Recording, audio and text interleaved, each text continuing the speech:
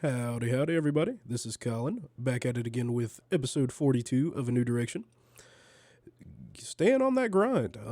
Definitely trying to be a little more consistent, like I was talking about. Been holding myself to it, and so, I've really enjoyed getting back into making videos again, and I appreciate all of the support thus far, especially on the new content. I've been doing those album reviews, and people seem to really enjoy those, and they have been well received. So I do hope to continue doing those. Got some more ideas in the works as well for some other kind of stuff. So stay tuned for that. But I just wanted to say thank you to everybody who has subscribed and who has been subscribed for a long time and who has continued to stick with me as I have kind of abandoned this channel and am now trying to bring it back to life.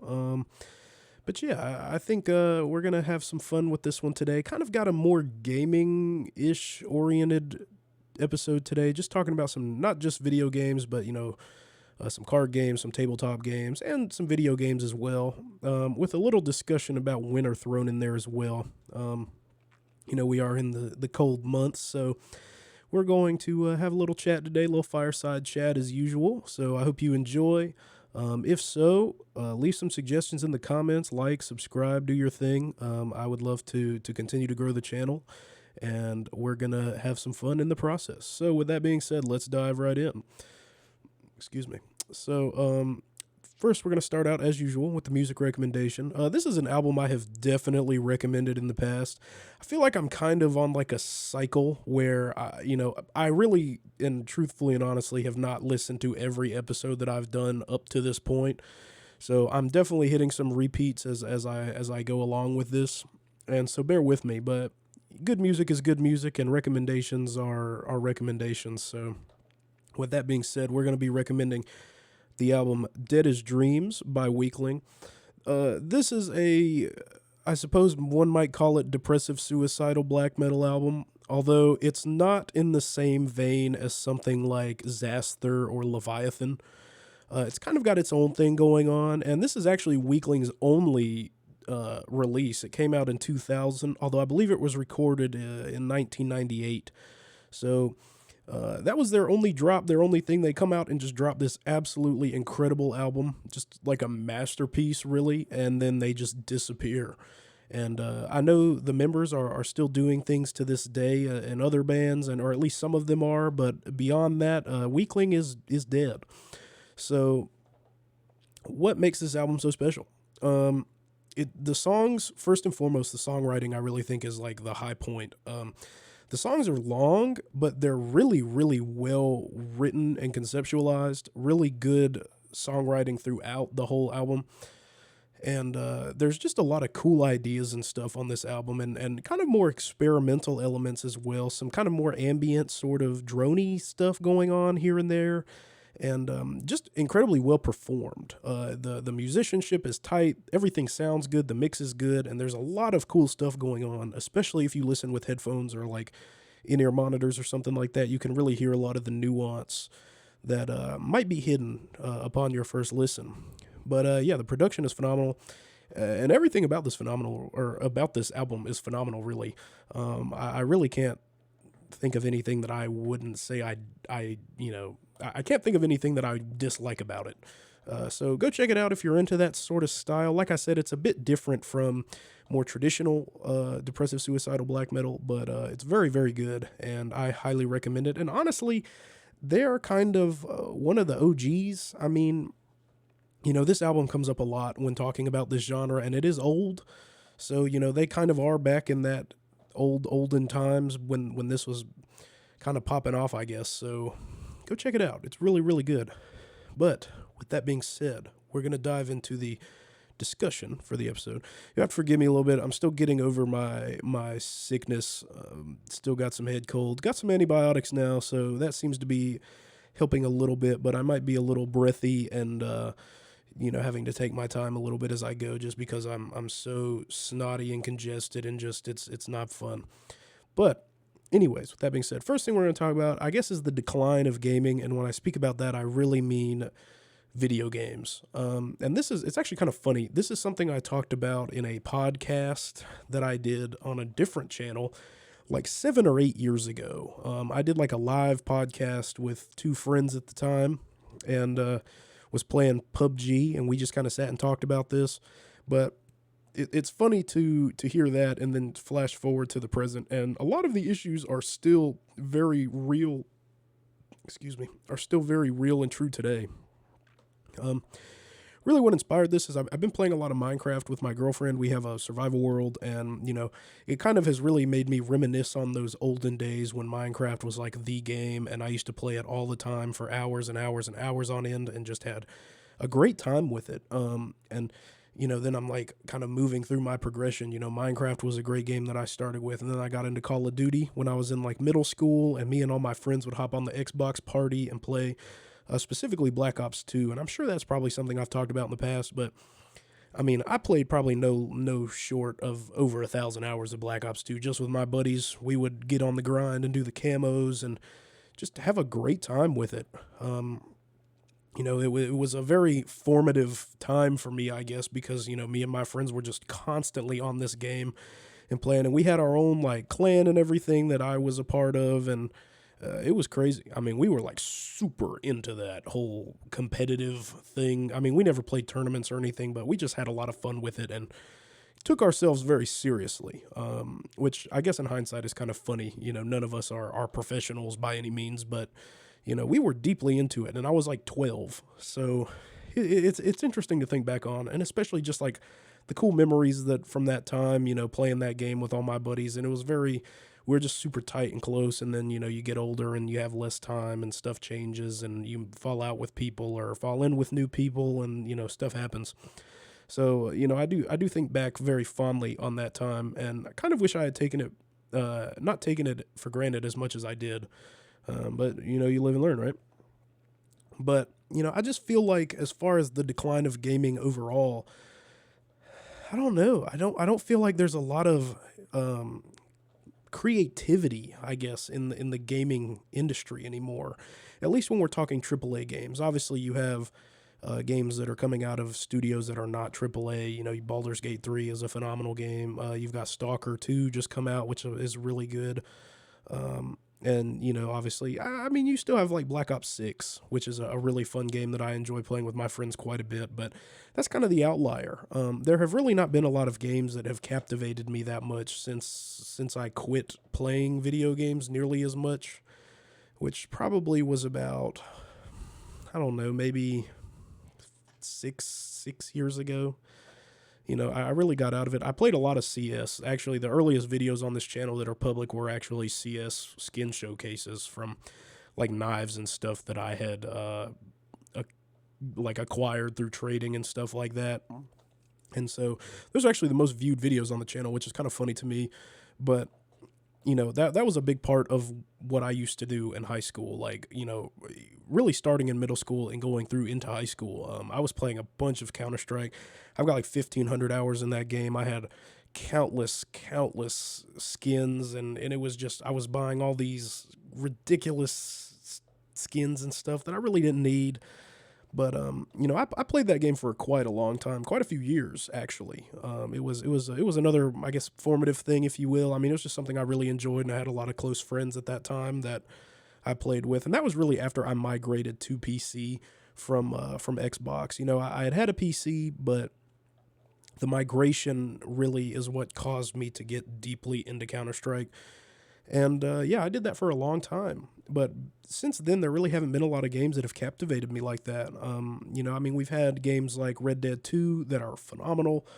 But, there again, that's kind of an outlier where I feel like there's not a lot of creativity in this industry anymore. And I think a lot of that does have to do with the publishers. I think they put a lot of unrealistic expectations on developers and on studios to pump out these content-rich games that they just don't have enough time to really flesh out and polish. I think Cyberpunk is a great example of that. Very hyped and, very overhyped, I would say, really, prior to its release. There was expectations there were probably unrealistic and almost impossible to meet. And, it came out and it was buggy and had a lot of problems, and they had to patch it over time. Battlefield 2042 is another example of that, I feel like, where, it took years for them to patch that game and get it to a state where it was honestly worth the money. But I feel like that's all or has become more and more common in the gaming industry, where you're paying full price up front for something that's not finished, and you have to wait for content updates and patches and stuff to really get the full value of what you're paying for. And I just feel like there's been a general decline there. I mean, I think there's other studios and other, I feel like Nintendo, for example, maybe has a slightly different, I don't know, roadmap there. I mean, they come out with some good games fairly consistently. The new Super Mario Party's really good. I think there's some other cool stuff that they've been working on and that is planned up. And the Switch 2, I think, is actually coming out next year, which is pretty exciting. So, I don't know, I feel like they kind of exist in their own space, though. I feel like, you're not seeing a lot of overlap between people that are playing, like, Call of Duty on the PlayStation and Nintendo players who are playing, like, Link's Awakening or whatever. I don't feel like there's a lot of overlap there.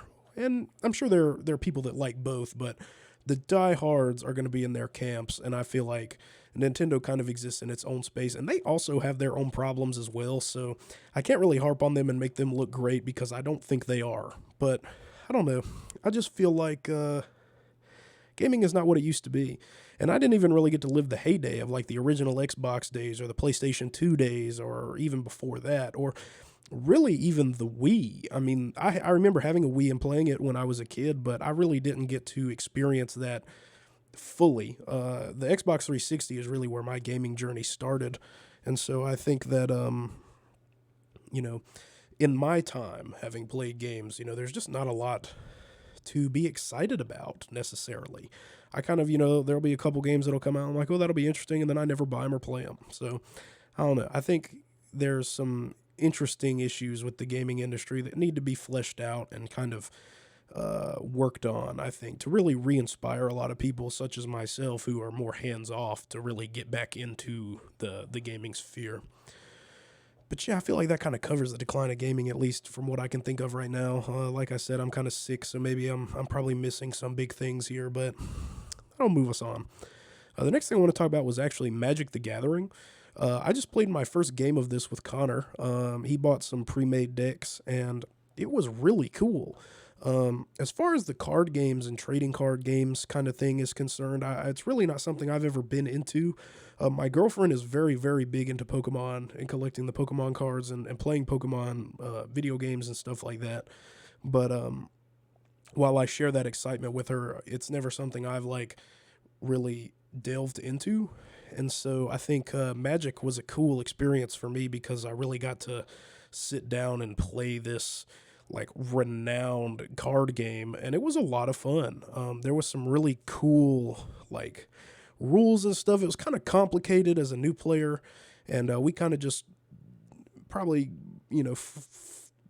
how do I say, improvised it as we went along to an extent, but overall it was a lot of fun. The decks, especially, like, one thing that really sticks out to me is the artwork on the cards in the decks. Like, there's just some really cool looking, as somebody who's a fan of like eldritch horror and cosmic horror and just horror things in general, there's some really creepy looking creatures and stuff in these cards that it was just cool to see. And just the way that you play and the setup and the thought behind it and the strategy, and even though it's kind of luck based, having to make your decisions around what you've got and manage your resources and your mana and stuff like that, it was very cool.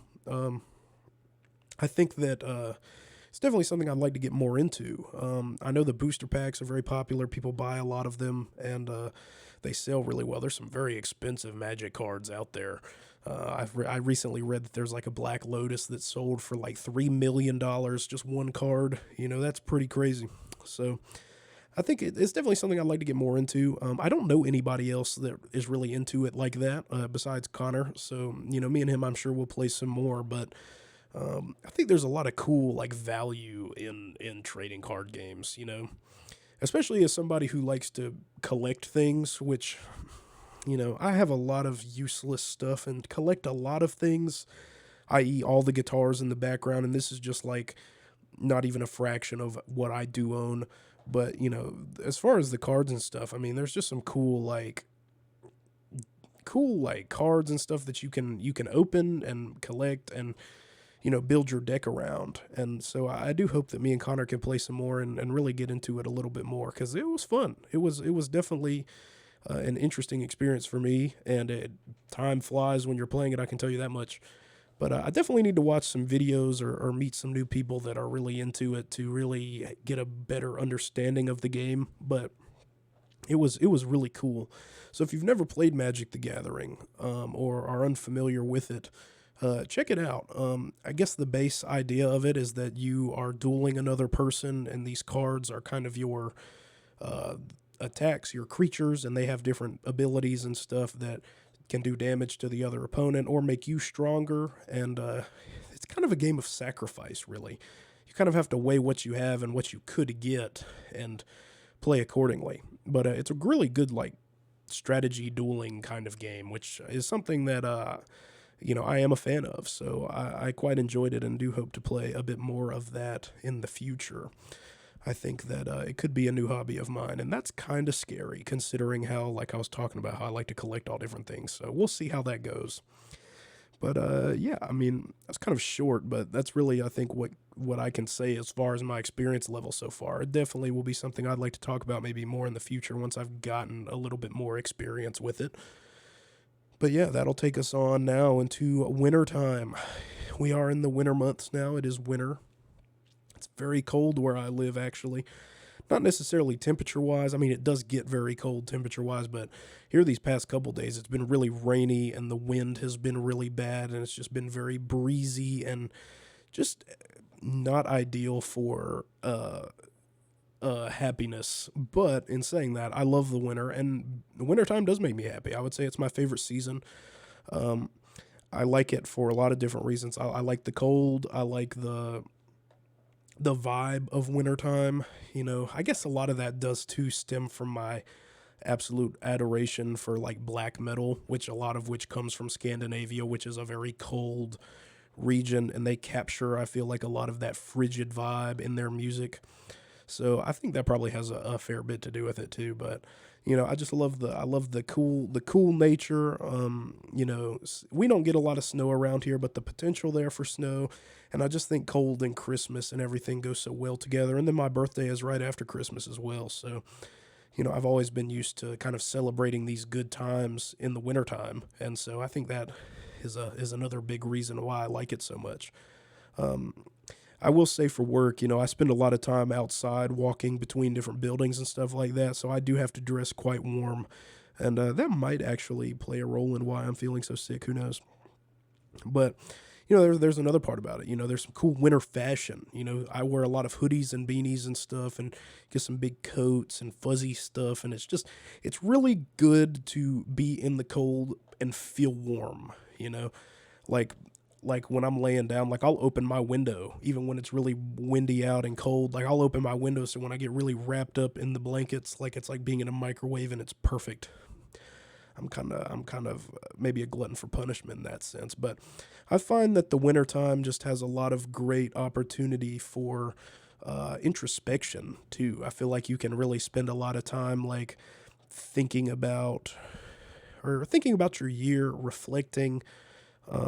It's a good time for thinking about what you've got going on and what you want to do in the next year. The whole New Year's resolution thing. There's some cool ideas there as far as what your goals are, what your ambitions are, what you can strive for to do in the next year. I know I've kind of got some things that I'd love to be able to do in the next year, and I think having the time to sit and be contemplative about it has helped as well.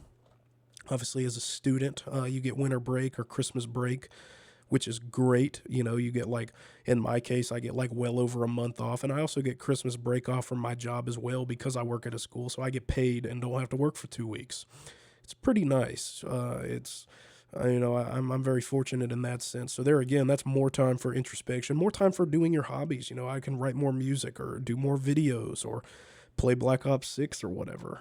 Magic the Gathering. There's so many opportunities and cool things you can do in the wintertime, I think. And the same could be said for like summer break and stuff, but for me, the wintertime is just like my season. I just really enjoy it, really love it, love the cold and just the vibe it brings. It's a nice season, and Maybe if you're somebody that likes to be outside, the winter time's not ideal. But for me, I kind of like to be cooped up and do my own thing.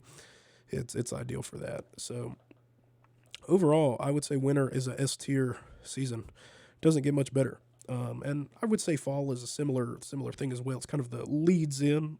Although where I live, we don't get much of a fall, to be honest.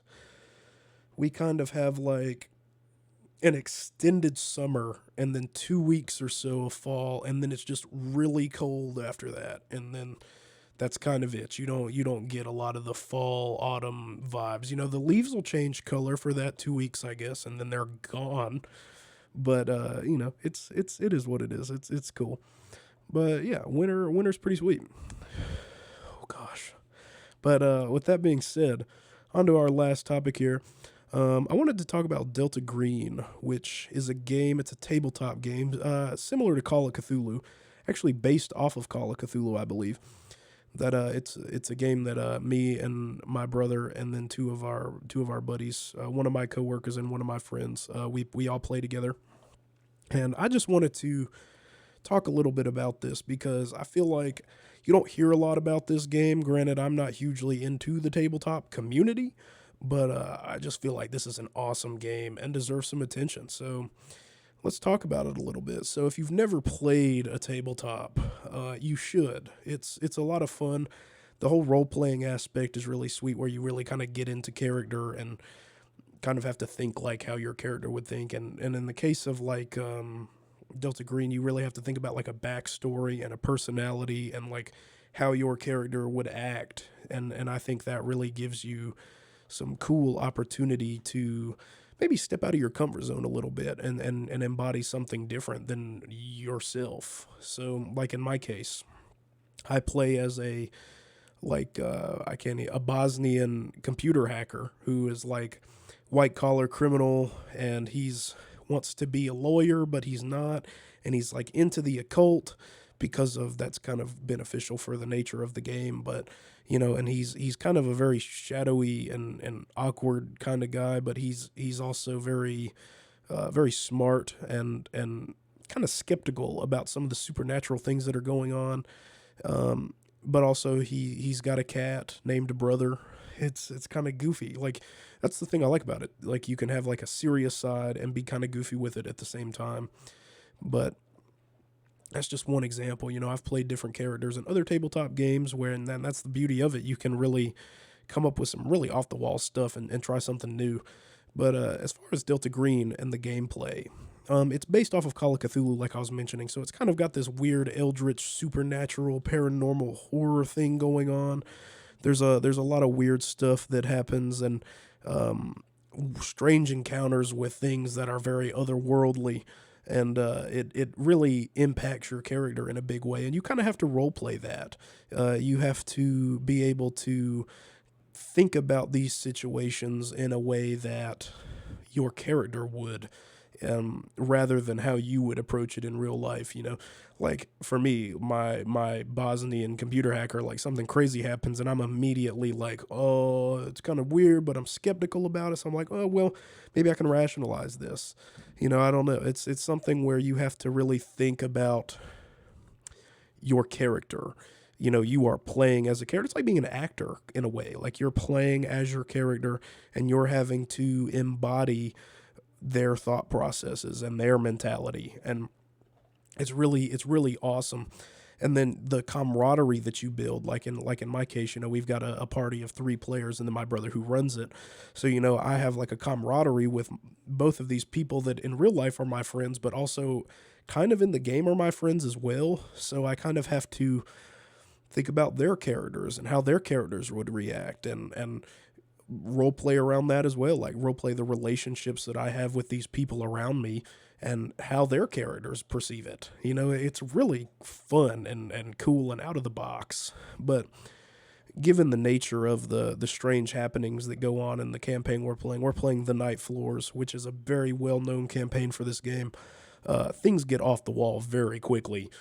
There are some very crazy events and things that happen. I'm not going to spoil or talk much about the story just because I want other people to be able to experience it if they so choose to play. But it gets off the wall very quickly. Like literally within the first 5 minutes, there are like some strange happenings going on that are really otherworldly and impossible to rationalize. So, you're off on this weird foot, and things just get weirder and weirder and weirder as you go. You're investigating like a disappearance that occurred at this apartment building, and the more you delve into it, the more you research the area, the person that's missing, the building they live in, the people that live in the building, as well as just as you investigate inside the building and what's going on there.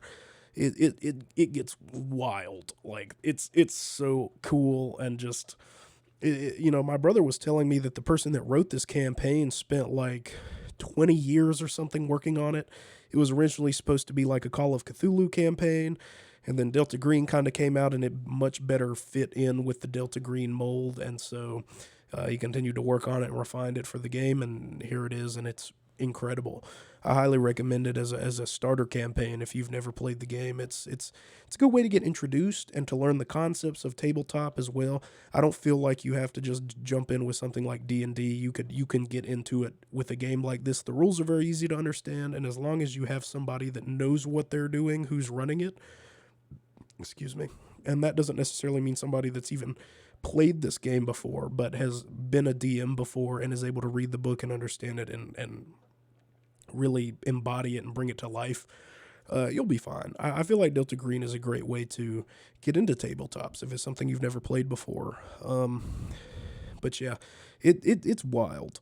And it's fun to play with my two friends because they've never played Delta Green before, so they're getting to experience all this new stuff in real time, and get to see how they react to it both in character and in real life, and how things just kind of devolve, and it's very cool. There's just some really cool like concepts and ideas and stuff, and it really does have like that Eldritch horror vibe that I am such a big fan of. I think it's a great game, and I would highly recommend it to anybody who is a fan of tabletops because it's good. It's where it's at, in my opinion. Probably my favorite I've ever played, quite frankly. I've played D&D before. I've played Call of Cthulhu. I've played Pathfinder. But Delta Green is really my favorite, and it stands, in my opinion, kind of head and shoulders above the rest. It's a phenomenal game, and there again, I guess that really depends on what you're into. If you're more into that fantasy stuff, this might not do it for you, or at least this campaign, but there are other options. You could make your own campaign or whatever, so you can really play it however you want, and I think that's the beauty of tabletops as a whole. But yeah, I think that kind of sums up Delta Green and really sums up this episode. Like I said, I am sick, and so I hope I didn't bore you or irritate you with my nasally, under the weather voice or anything. But we're here on episode 42, I believe, and we're just doing our thing and having fun. And like I said, I'm staying consistent with it and trying to put out some new content and having a lot of fun doing this whole YouTube thing again. So with that being said, if y'all enjoyed this video, leave a like, subscribe, leave suggestions in the comments if you want. I'm always down to talk about or discuss pretty much anything, as long as it's not too crazy. But I like to give my opinions, just sit and talk. It's like I said, the fireside chat kind of thing. So if y'all enjoyed, let me know, and I will definitely continue to be doing this. This will be out Thursday, so I will see y'all again on Tuesday. But with that being said, I've been Colin. This has been A New Direction, and I will see y'all next time. Peace.